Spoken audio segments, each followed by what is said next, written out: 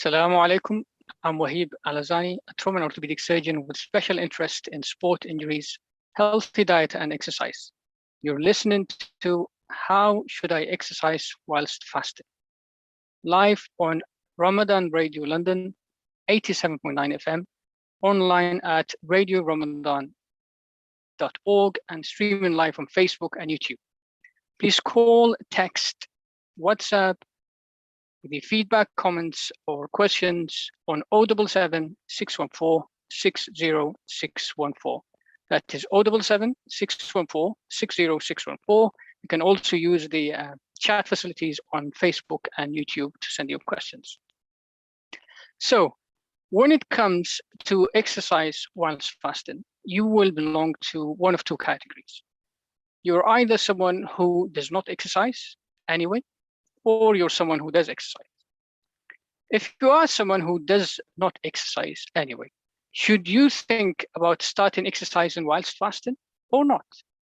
If you want to start exercising whilst fasting, where do you start? And what could be a reasonable and realistic goal for you? If, on the other hand, you're somebody who is used to exercising, should you stop exercising whilst fasting? Should you continue exercising? And should you continue at the same intensity or more intensity or less intensity? And what could be a reasonable and realistic goal for you?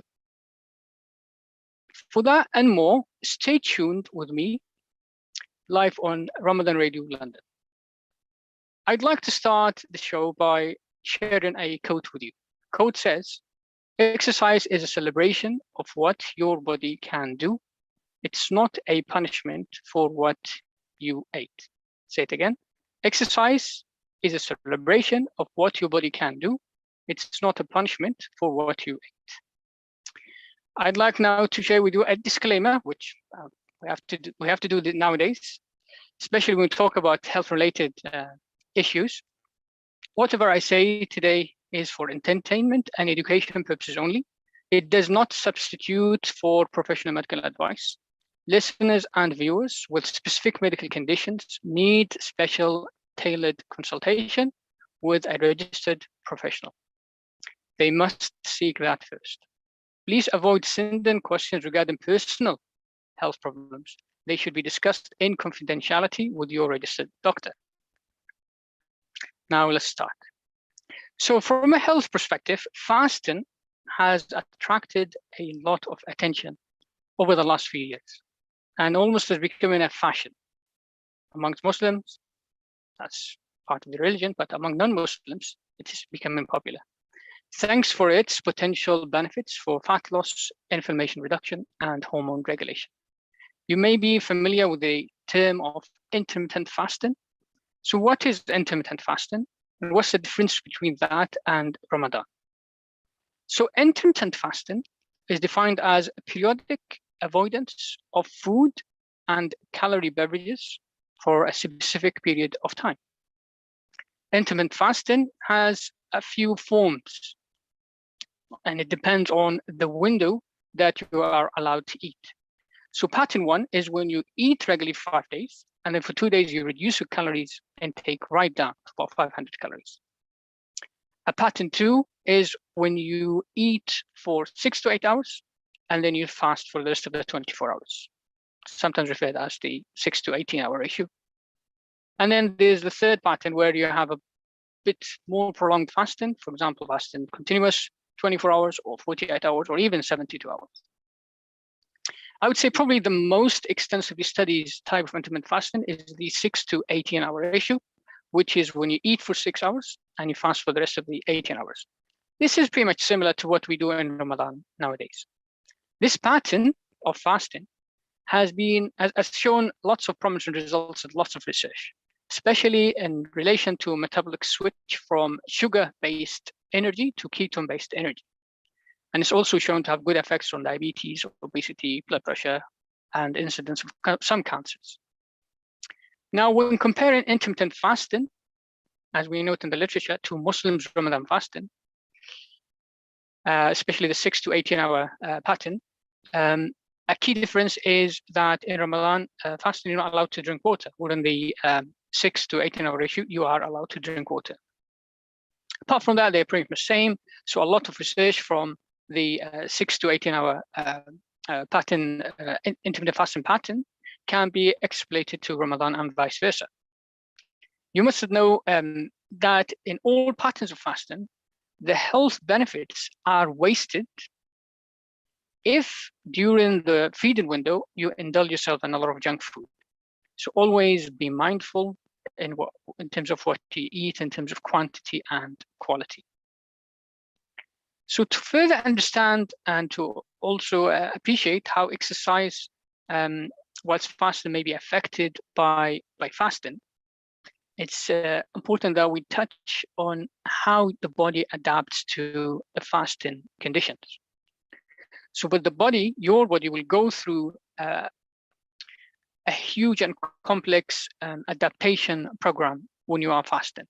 We could talk for hours and hours just about this topic alone, but I will keep it basic and general and related to energy stores and energy utilization, which is of the most relevance for our topic today. There are three main sources of energy for us to use. So sugar, fat, and protein. Sugar is the simplest source. It's the most readily available. It's easy to use and easy to store. So after eating the meal, food is broken down in the GI system. Sugar is absorbed by your body and utilized immediately. Any surplus is stored as glycogen in the liver and muscles. But then any more surplus, because you cannot store sugar indefinitely, has to be converted in fat and stored as fat. Fat, on the other hand, is very easy to store. In fact, there's no limit of how much the body can store of fat. But it's not as easy as sugar in terms of utilization. So the body needs to spend more energy to break and burn fat to be used as a fuel. Once it's actually broken down and being used as a fuel, it's very efficient. And in fact, it gives more energy per unit than sugar or protein. So let's talk now about proteins, which is the last source of fuel. There is a protein as a free-lying protein in the body that can be used. It does not exist. Protein is part of structures. So when the body needs a protein to be used as fuel, it has to break down muscle. Okay, so the body will try to break down muscle into free proteins, and then those proteins will be converted into energy. This can happen on two occasions. One, if you're going through a prolonged fasting period, so you're going into a starvation mode, then the body will break muscle and use that to actually create energy. The other thing as well, which does happen to all of us now fasting, is unused muscle. The body will break down unused muscle so that it conserves energy. The muscle is there and it's not being used. The body will decide, actually, I don't need this big muscle. I need only maybe 80% of it. So I'll break down 20% of this muscle. I'll reduce my energy consumption and I'll use those extra proteins as energy. So that's why it's very important, if you used to exercise, never stop exercising in Ramadan, because the first thing you will burn is not fat. It's the muscles that you are not using. Okay. Now that you have a basic idea of these three sources, let's see how the body adapts whilst fasting. So the body will go through six stages in order to generate energy or utilize energy. Stage one, your body will use all the free sugar floating around. Once that is used up, you'll start feeling hungry, you start craving sugar, especially if you're used to a poor diet, eating frequently and snacking. If you eat something at this stage, you will not progress down the other stages. That's it. You will have more free available sugar, and the body will just carry on using that. This is very bad for your body. You really don't need to keep topping up the sugar levels if you are healthy. And this leads to conditioning for your body, and it's a vicious circle. And that's the main one of the main leading causes for insulin resistance and diabetes, type 2 diabetes. So what you want not to eat, okay, when you feel hungry. This forces your body to go into stage 2. Stage 2 is when your body utilizes the glycogen stores to free up sugar and use that sugar as energy. Once that's depleted, and that takes between 6 to 8 hours, maybe more or less, everybody is different, your body needs to decide to start burning fat, despite the cost of burning fat. So your body will go to stage 4. Stage 4 is where the body starts to find areas to conserve energy, and that's when the body decides, okay, I've got a large muscle that I'm not using, I'm going to break down 20% of that or 15% of that, convert it into protein, and this protein can be converted into energy. At the same time, the process of burning fat to generate energy starts, okay? And when that starts, it's a very efficient process and can last for days and even months.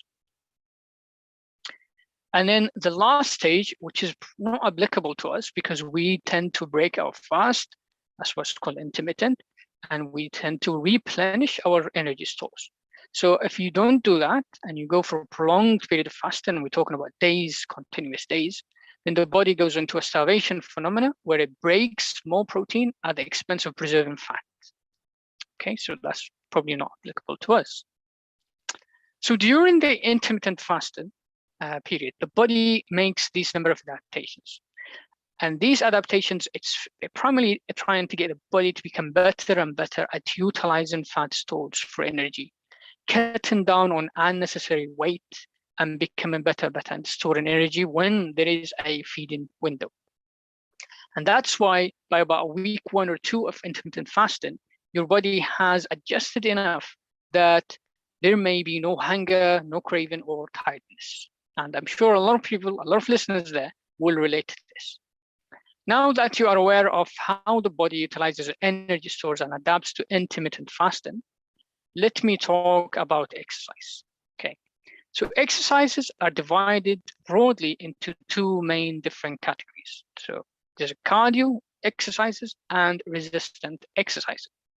These are then divided further based on the type of exercise, intensity of the exercise, the duration of the exercise, and the recovery period in between. A lot of you will be familiar with cardio and resistant exercises, and I will touch on this in more details later. There's no doubt that exercise has many health benefits. And in fact, there's so much evidence out there that the lack of exercise is linked to disease directly or indirectly. We know from research that bone and muscle mass start to reduce in many people from the age of 30. So it's only by exercise that you can stimulate your body to maintain or at least reduce the rate of bone and muscle mass loss. So I hope this clarifies and makes it really clear for you that it's really important to maintain a level of exercise at all time, at all ages. Now let's talk about cardio exercise. So cardio exercises are exercises that aim to improve your body's utilization of oxygen. So when you hear people talking about VO2 max, that is what we mean your body's efficiency at utilizing oxygen when the demand for oxygen is high. So cardio exercises, they improve your heart, your lungs, and the blood vessels, and also the mitochondria of your muscles to utilize energy. So cardio exercises, they are like walking, running, cycling, swimming, cross trainer, rowing, and stuff like this. They can have 3 types of cardio training. You can have LSD, which is long, slow duration. So it's long, so it's more than half an hour, it's at least an hour. Slow, so running, doing it at high intensity. And then the other 2 is interval training and fartlek training. Interval training and fartlek training are a bit more intense, so short bursts of very intense exercise, followed by either less intense exercise or periods of rest. This can be regular or random. Okay, so for long, slow duration type of cardio exercises, fat is the perfect fuel. And you may have heard from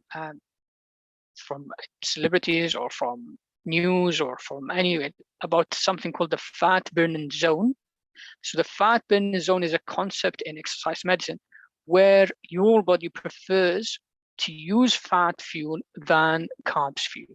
Okay, and this is when you are doing a nice prolonged exercise duration at a mild or very moderate intensity, such that you can still hold a conversation comfortably without being short of breath. So you can still talk whilst doing the exercise comfortably. If you are starting to struggle talking, then you're starting to use carbs rather than fat. So doing a long, slow duration type exercise, such as long brisk walking, for example, or leisurely jog whilst fasting, will accelerate the consumption of fat stores, therefore will improve fat loss significantly. So there is that theoretical benefit of improving weight loss, and there's lots of evidence to support it too. Should you, that's the question now, should you do long, slow duration exercise as close as possible to when you ate last? I.e., for example, if somebody is fasting Ramadan, probably eat sahur at around 4:30 a.m. Should you do it after that? Or should you do it halfway through your fast? Or should you do it closer to break in the fast? So if you fast in Ramadan, we're talking about 8 p.m. So to be honest with you, all of these are valid options. But what we need to know now is something, it's a new concept, is something we call the adapted versus non-adapted faster, okay? So if you're an adapted faster, that means you do intermittent fasting from time to time, or you do voluntary fasting before Ramadan, and your body is conditioned. It's very good at utilizing extra energy stores and storing energy in between fasting periods. The non-adapter, which is most like most people who are starting Ramadan fresh, day one is the first time they actually fast during the year.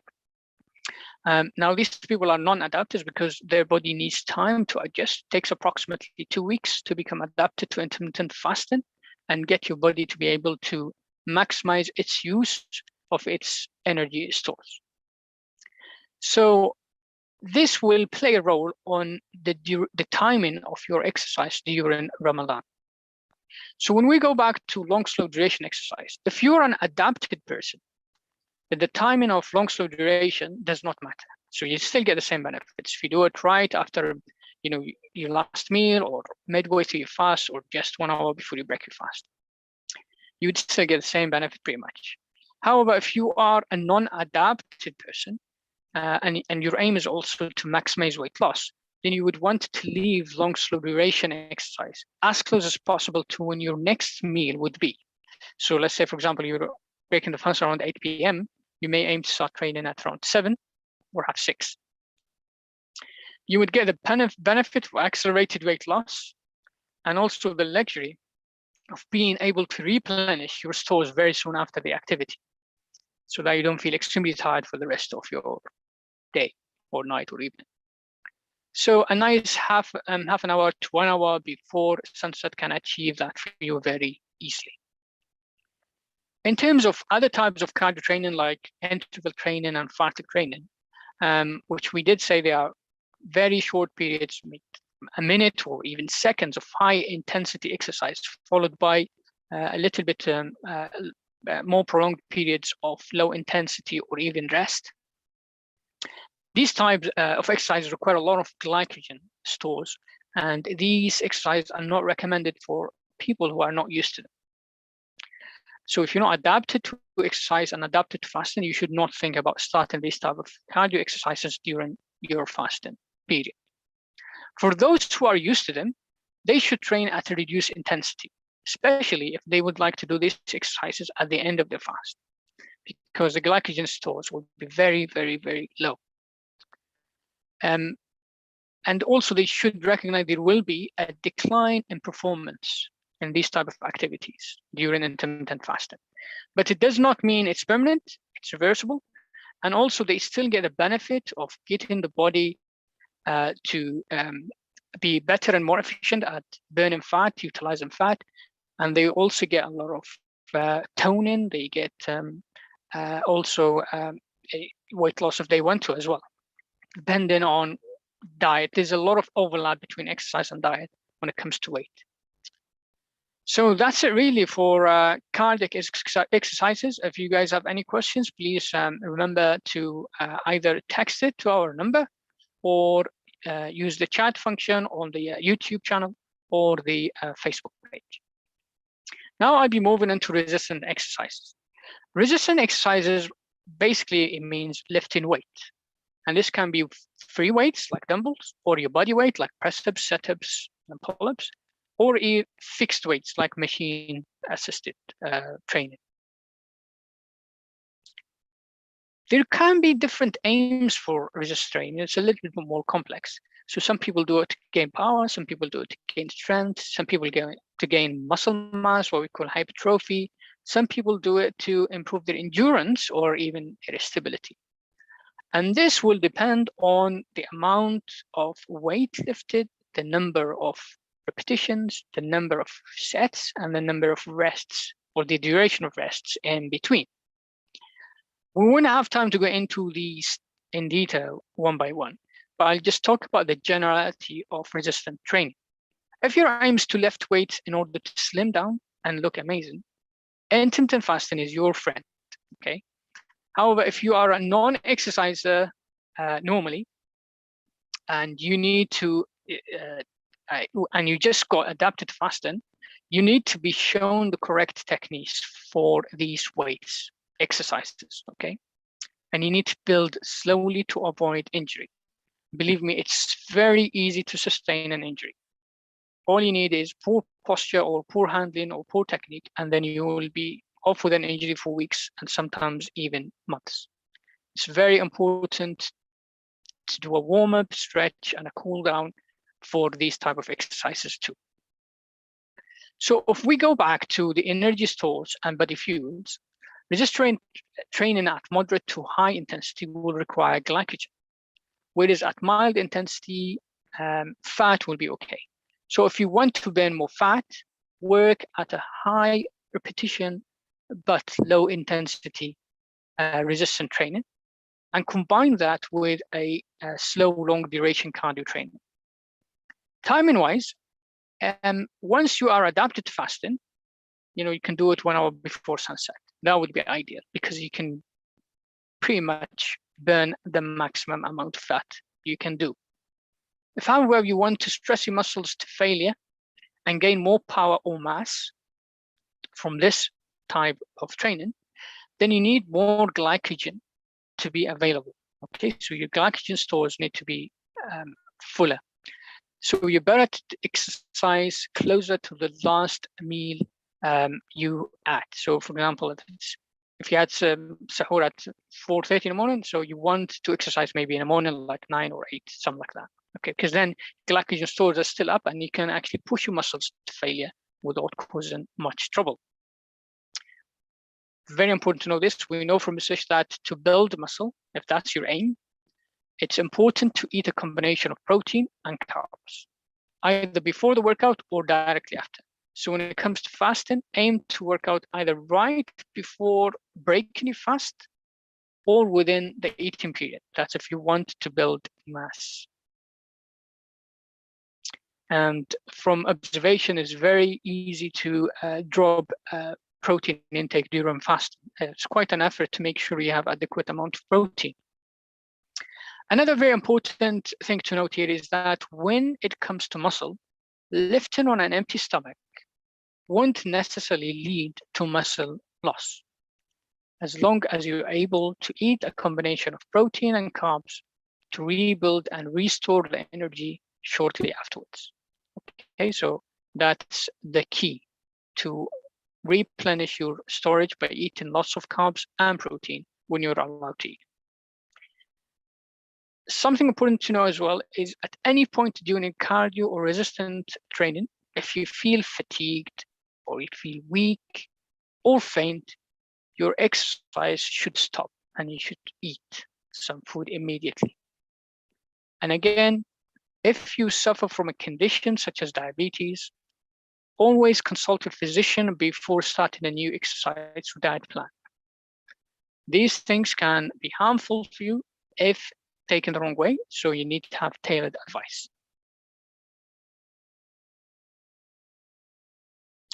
I think we are approaching the end of our brief talk on exercise whilst fasting. So really, to summarize, I talked about body adaptations during fasting, energy stores, and how the body moves down the algorithm of the utilization of various fuels. I talked about cardiac exercises versus resistance exercises whilst fasting in terms of suitability to adapter fasters, i.e. those who are used to fasting, and those who are non-adapters. We also talked about exercise goals and how to modify intensity, duration, and timing of exercise whilst fasting to meet these goals. So the take-home message, if you are an adapted exerciser and want to maximize your chances of getting fitter and lighter in Ramadan, stick to long, slow duration exercise, 1 hour before sunset, aim for 3 to 4 times a week. If you are an adapted and experienced exerciser who wants to maintain some level of fitness, tone their body, and get rid of excess fat, mix long, slow duration activities with mild or moderate resistant training. For example, long, slow duration twice a week, and then whole body, low intensity resistant training twice a week with rest days in between. Stick to 1 hour before sunset if your aim is to lose weight, or 1 hour after your last meal if your aim is to maintain and improve performance. If you are an adapted and a high-performing, experienced exerciser such as athletes, then it's very important that you seek specialist advice. Depending on what type of activities you do, you may need some modification around that. And that same goes for very young children and very elderly people who would like to exercise, and also for those who have an underlying medical condition. It's very important to seek specialist advice. This is a very brief talk on exercise whilst fasting. There are so much to go into for individuals based on their individual circumstances. On that note, I'd like to thank you very much for listening, and Jazakumullah khair.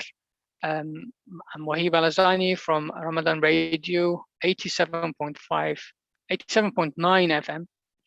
Till the next time, inshallah, have a good, healthy Ramadan, and inshallah maximize your ability to exercise as well as your other ambitions, religious and spiritual ambitions. These are very important too. Wassalamu alaikum wa rahmatullahi wa barakatuh.